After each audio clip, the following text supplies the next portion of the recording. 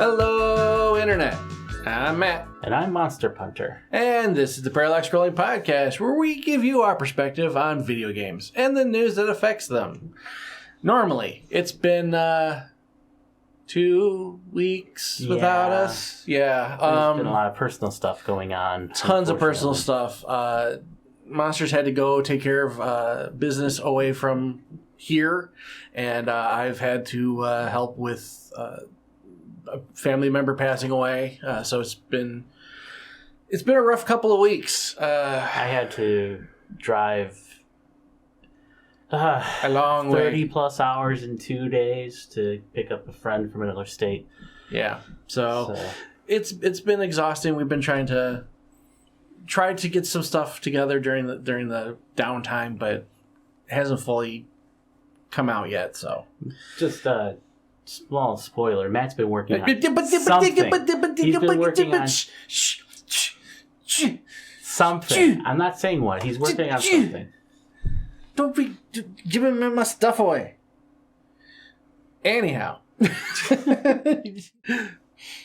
I'll get into that in a second. We have a couple things we do want to talk about today. We do want to talk about some stuff today that is not news related, but still video game related and interesting. And then we have one real news story, and then maybe a couple other extras. There's only been one thing dominating the news. Yeah, so if you know, you know. We're going to talk about it. Yeah. But in the time that we've been down, have you had a chance to play any good games? I have not really been able to play much of any games. I mean, not only did I pick up my friend, I've also had to... they extended the deadline on when my mother-in-law's house is being sold, and there's still things to get out of there, so I've been doing a lot of that too. So extra work. Actually, I do have one game that I played very briefly. I bought for $2 on PlayStation Network. What was that? It's called Riddled Corpses. Okay.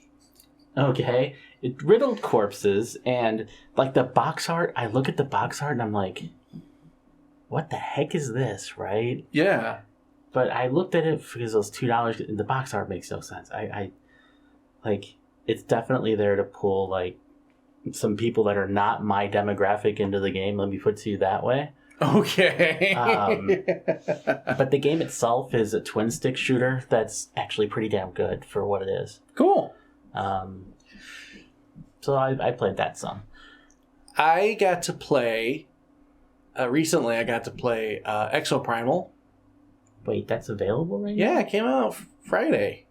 See, that's how out of touch I... Oh, wait, hold on. Did it come out on Xbox? Game Pass day one. Okay. It's the last day one. All right. So my brother has had my Xbox for the last almost 2 weeks. Okay. So I haven't... Well, allow me to give you my current perspective on the game. I played for an hour. 40 minutes of cutscenes. Okay. For 1 hour. 40 minutes. That's not for what that game is supposed to pretend to be. And then what it is not what you kind of assume it to be. It is like Overwatch meets Wave Defense meets... it's just a bunch of different games mashed together. Meets Anthem. And I thought it was going to be like, cool, I'm going to show up, I'm going to jump in whatever, exosuit, whatever, and I'm going to start fighting dinosaurs, right? Nope. Like, you join up with a group, even in the story mode, it is AI. It's all AI. So you run around with 4 other people, it's a team of 5, and you run to different points on the map, and then a wave of dinosaurs comes out, and you fight them off, and then you move to the next wave. Okay. It's kind of boring. Is it meant to be a multiplayer game? Yes, it looks like it's meant to be much more heavily a multiplayer game, which is not terrible in that sense, but it didn't really give me good vibes about it. And then what I found out after I beat the quote-unquote tutorial map, because there's already a tutorial map, and then there's this map. Mm-hmm. After you do that, it's like, okay, now we're going to give you a hub, and you have to join online with other people to play. And you play Dino Survival, and then you go on, and you upgrade your armors and you change out classes, and it's just... I'll have to give it another shot, but the initial review from me is... Well, it kind of looks like Earth Defense Force, but with dinosaurs. But here's the thing with Earth Defense Force. You get in the map and you just go. I don't mind story, and 40 minutes of story is not a big deal for me. It's fine. Well, here again, it's the way they set the pacing is not great. It's not conducive. So, because they're like, here's your cutscene, loading, cutscene, loading, cutscene, loading. It kept doing this the entire time. Ugh. Anyhow, I have played a bunch of other games, and I guess I'll talk about that now because I was going to get to comments. One particular comment from one particular individual really wants me to make a Metroidvania list. And I am working on that as somebody who can't keep his mouth closed. Kept spoiling. Listen, I do close my mouth. I do not leave it agape all the time. Sure. That breathing noise you hear in the background most of the time, that's him. What? Anyhow. Hey, I'm not responsible for anything that might happen to Mr. Finish over here. Sure. Anyhow, yes. So Tom had asked, in the comments, if I would give a Metroidvania list. And I'm going to do that. I'm actually working on it. But I cannot do a top 10 and make it and justify it. I have to do a top 20. So I'm working. 20. I'm going to do top 20 because so many of them are just good enough that they require top 20, not top 10. So I'm working on that. It's going to be a little bit because I'm still refining it, but expect that. But 2 games I played in the past, in some of my downtime the past couple weeks, Astalon, Tears of the Earth, and a game called Fist, Forged in Shadow Torch. Both are Metroidvanias. Will either of them make it to the list? Will both of them make it to the list? Will neither of them make it to the list? You'll have to find out. I'll just leave it on that one. Okay. I also did go back to Power Wash Simulator for a little bit because I got some add-on packs. I cleaned up Lara Croft's manor, and I went into Midgar and I cleaned up Tifa's bar, and yeah, it was kind of nice, kind of relaxing. Maybe you missed your calling as a maid. Maybe you. I'm not going to go there. I'm not going to go there. I'm going to take the higher road here. Anyhow, you can tell it's been a couple of weeks because we are just raw right now. We are not even in a moment. We're not even in a groove. We're just insulting each other and just moving forward. But we did have some comments regarding the question I had asked from the previous podcast, and that was about media blackout. Do you commit media blackout about something you're excited about? And we got a response, and this response, again, from That One Dude. When it comes to movies, I do practice media blackout because most of the time I feel like they show the whole movie with trailers. But with games, I feel it's kind of different because no matter how many trailers or gameplay previews I see for games, I am excited for nothing beats playing the game. The feeling of playing a game is something a trailer can't spoil for me. I can see that, personally. I just don't want to know. I want to experience everything fresh. All right, so here's where I come on this. I think the style of game that you're looking at heavily influences the worth of a trailer ruining the experience for you. For instance, for role-playing games, if you see major plot points, that's definitely a spoiler. Not unlike movies. Mm-hmm. But if I'm looking at like Monster Hunter, I could watch Monster Hunter movies all the time, and it doesn't really matter. At that point, you want to know, what am I fighting? What am I killing? I mean, it doesn't, because at the end of the day, it's just a boss fight simulator. It's kind of what Monster Hunter really is in a sense. I think I'll give an even better example. Super Mario Wonder. When Super Mario Wonder came out, and we got to see that trailer, you already know what the story's about. You already know what the game's about. It's just a matter of, here's the new mechanics. Here's how you're going to be playing. Cool, this looks like fun. And so I think with certain games, especially like platformers and Metroidvanias or games of that nature, I think getting a trailer is fine because you want to know how the game's going to play. Especially games you're kind of like, I don't know what this game's going to be. Let's find out. But if I'm playing something like a puzzle game, I definitely don't want to see a trailer because they give answers in those trailers, and I don't want to know how to solve the puzzle. I want to do it myself. That sounds like a you problem because I don't play puzzle games. That's because you're not smart. Anyways. Whatever. So, thank you for that comment. And in regards to your other comment, don't encourage him. I had half a mind to respond to that. But... I think we're not gonna go into that. But thank you for your comments. We do appreciate them. And speaking of comments, make sure to leave them in the comment section down below. And here's the question for this episode. And I told you I was going to tease you on this one. Okay. You are not allowed to respond today. Okay, I'll respond today. I'm going to slap you. You're not allowed to respond today. You have to respond next podcast. What's your preferred way of playing with a controller? Standard or inverted? There's the question. Standard or inverted? Fingers the right thumbs. way or inverted? Let me know in the comments down below. Oh, really? Alrighty. So, we got to move on. We got to move on I now. prefer to use my thumbs. I prefer you. And fingers. Fingers and thumbs. So, big news story. If you have not seen the news, it's understandable. But if you have not seen the news, it's actually been on even your local news stations. Yeah. The FTC has been denied their final appeal to try and block Microsoft. The acquisition is going to go through. I would suspect that soon, very, very soon, they'll be merged.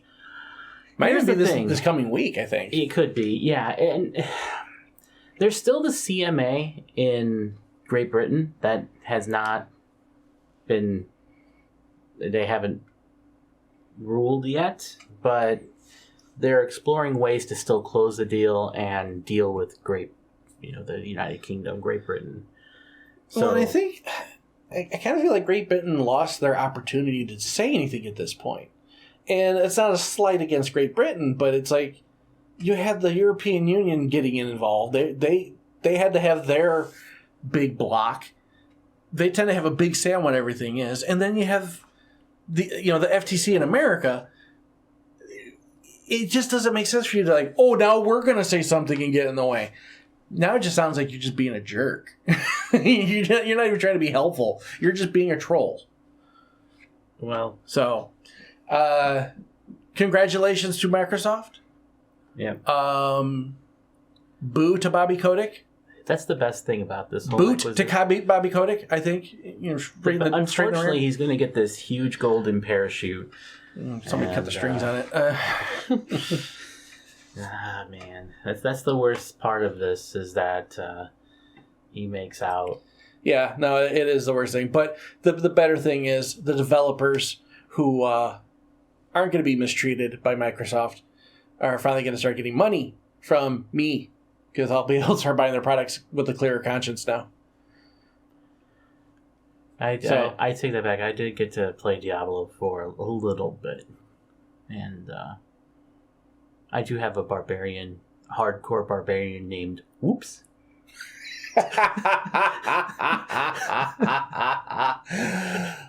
Oh boy! Because that's probably what I'm going to say when he dies. Whoops. What's the next barbarian hardcore character going to be called? Ouch. Maybe. Oh. Well, surprisingly, that was kind of like our biggest news story. There's really nothing else. It's been a very slow news week, video game wise. Everything else is just kind of like, here's our top 10 opinions on people's odor in video games. And it's like, who cares? But there is one other news story, and I'm going to surprise you with it. Well, I mean, we could also talk about games. Well, we can talk about those too, but I mean, like an actual news story. I want to actually talk to you about this. I thought this was a joke. Okay? I read the headline, and I'm like, are you serious? Assassin's Creed haptic shirt lets you feel what it's like getting stabbed. This was found on Kotaku. And I thought this was a joke article. No, it's a real thing. They're actually making a haptic shirt that you wear while playing the game, and you'll feel everything the main character feels while playing the game. Who thinks this stuff up? I might buy it. Oh, honestly, it's interesting, but I just don't know. I don't know how to feel about it. Except to laugh at it. Just to laugh at it. Yeah. So, we're coming up on August here pretty quickly. Yeah. Just to touch on some games from August that I think will be, worth looking at. I think one that has me most intrigued, at least at this point, is Armored Core 6. Yeah. Very excited for that. Yeah, Armored Core 6 looks like it's going to be great. I don't know how else to say it other than it's been a long time. If you've never played an Armored Core game, you would be doing yourself a disservice not playing Armored Core 6. Or even just finding an old Armored Core to play. Now, granted, if you're not into piloting giant robots and blowing stuff up, then it's not going to be your game. Yeah. But you people are few and far between, so everybody else needs to buy it and play it. So we can get Armored Core 7 and 8 and 9 and Armored Core Ring, because I figure they're just going to do an Elden Ring version of it at some point. But that's the big one that's coming out. I might give Sea of Stars a try since it's coming to Game Pass. Yeah, no, definitely want to play Sea of Stars. I'm actually also excited for Blasphemous 2. Blasphemous 2. Yes. The first one's amazing. I guess, okay, here's a spoiler. Blasphemous is on my Metroidvania list. Okay? It is an amazing game. And so the fact that the sequel's coming out, I'm very excited for it. It's funny. You're going to have 20 games on your list. I may struggle to come up with 5, if that. Well, yeah, but you're not working on a Metroidvania list because you don't play Metroidvanias. Rarely. You're going to have to make up another list of something else. What's that? I don't know. It's up to you. You're going to have to find out what your style of gaming is. I'll do a fighting game list. Because I want to be part of that. Okay, fine. Jeez. Because I have some ideas for that too. Fine. We'll figure something out. Yeah, we'll figure something out. If you have an idea, hint, anybody else in the comment section? Oh, gosh. Of what Monster should cover? Oh, there's Moving Out 2 coming out. I forgot about that. Oh, yeah, Moving Out 2, yeah. Okay, but yes, if you think of anything that Monster should make a list out of, put it in the comment section. But yeah, not really a whole lot coming out that's like... In the immediate month. Yeah, that's really screaming, play this. So this is going to be a great catch-up month for me, I think. A chance to catch up on a lot of games that I haven't had a chance to play yet. So I'm looking forward to that. Before we go, because again, it's kind of a short one. We're a little short on time, and again, not a whole lot of news. We have something coming up. It's either happening now, or it's happening next week, or the week after. It's soon. What is that? Been 1 year of us being idiots on the internet together. I guess so. There's that. That's right, folks. We're coming up on our 1 year anniversary of this podcast. Okay. We gotta brainstorm, probably off mic, but brainstorm on what we want to do for that. I have a couple ideas, but I think it'd be kind of fun. Oh, there was one other thing. I went to a convention. Yes, you did. We did. I was going to talk about that, but things got crazy. I forget the guy's name, but I met the creator of Cubert was there. Ooh! And so that was really cool. I played... Before you go further, what's the name of the convention? So people It is the Video Game Summit. It was near Chicago. Cool. And it was a very small event, one day. It was mostly just a way for tons of vendors to get together and sell games. I didn't see anybody like trading games or anything like that, but it was really cool to go there and see. I trade you 5 Pac-Mans for an ET. I'll take. I know. I'll take the 5 Pac-Mans. You can have my ET. That's fine. How about this? I'll give you 5 Pac-Mans for a dig dug. Actually, for a dig if dug. we're talking 2600, both those games are terrible. It doesn't matter. Oh my god, Pac-Man on Atari 2600 was so terrible. So it was a retro video game expo. Actually, if you want a great Pac-Man game on the 2600, we're totally all over the place. Yes, we are completely all over the place. The train is off the rails and shooting into space. It's doing a barrel roll. A great Atari 2600 Pac-Man game is Junior Pac-Man. That was legitimately awesome. I don't think I ever played that one. I'll try it. It's actually really good on the 2600. Cool. But no, I went to the Video Game Summit, and like I said, it's just basically a convention where people sell stuff. There was other things there that they had systems set up. I beat my friends at fighting games there while we were there. What games you play? We played Ready to Rumble Boxing and Soul Calibur 2. Oh, those are good. Yeah. But yeah, I got an Xbox mini fridge, which is cool. It's loud. That's funny. You got a fridge that's cool. Oh. You know what, folks? He said it. He said it. I didn't. I just acknowledged it. Oh my gosh. But I will go again next year. It's a nice little event. Have an opportunity to buy lots of games you don't see normally. Tons of different equipment there. We would have a much different conversation about this, but the expo or summit happened to be at the same time as the funeral that I had to be a part of. So, yeah, I couldn't go. So yeah, hopefully next year I get to go. I wanted to buy the Vectrex that they had there, except for it was $500. I really think the Vectrex is cool, especially for the time period it came out in. And look it up online, folks. It's amazing technology that came out in the early 80s. So were there any games that you came back with? No, unfortunately. Just the fridge? Just the fridge. Okay. Next time I do plan on, getting more stuff. So like that one particular title? One particular you were telling me about? Oh, Suikoden 3? Yeah. Yeah. Suikoden 3 for $30? $30. Yeah, still. I still have my Suikoden 3, I think. No, I do. Yeah. But anyway, that's it for us today, I think. Just about, yeah. Before we do wrap up, there is one thing I think we really should talk about. What's that?